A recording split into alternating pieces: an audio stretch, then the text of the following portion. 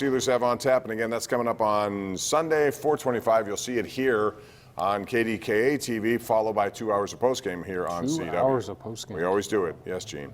Let's go to Ed in West Mifflin, who joins us right now on the hotline. What's up, Ed? Yeah, I just have a comment basically about the relationship between Mason Rudolph and James Washington.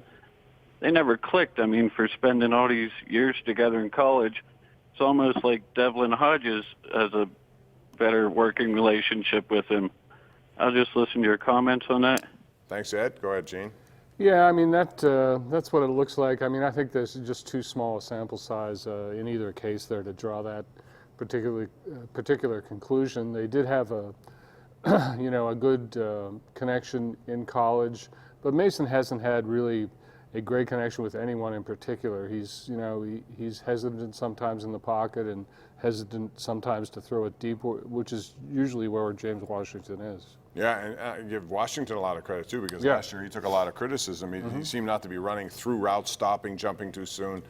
Whatever it is, I mean, he's turned out to be a really good combat catcher, which is nice to see, second-year player. And quite frankly, he's been the veteran guy in this group now with no Juju Smith-Schuster. It's him, it's Deontay Johnson, then it's Tevin Jones, you got Deion Kane, Johnny Holton. I mean, you wonder how the Steelers are even getting anything going on. Absolutely, but James Washington's touchdown catch on Sunday was really an impressive thing. He was interfered with on the play, but he had great concentration on the play and made a great catch. It really was. Angel in Turtle Creek joins us right now on the Bordas and Bordas hotline. What's up, Angel? Yes.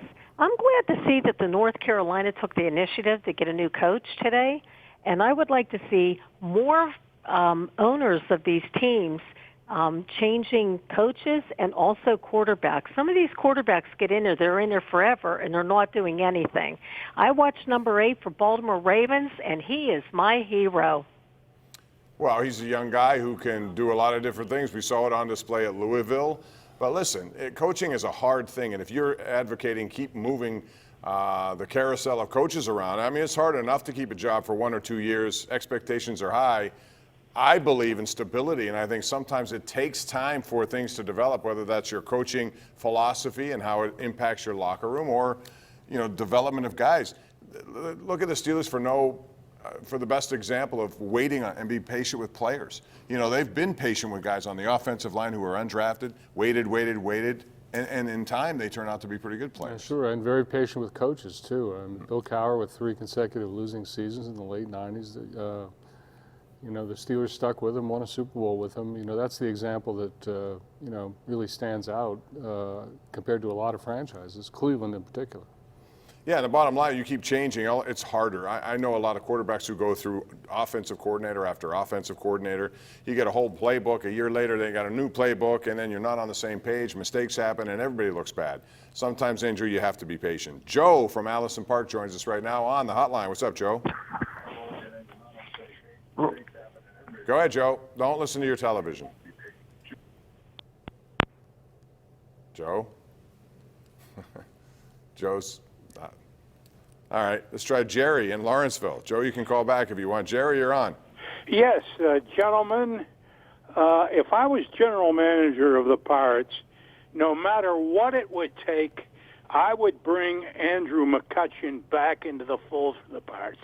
He's been the most popular Pirates since Willie Stargell. And I think it would be a big promotion production for him. I'd like to see him finish his career here. All right, Gene, thanks.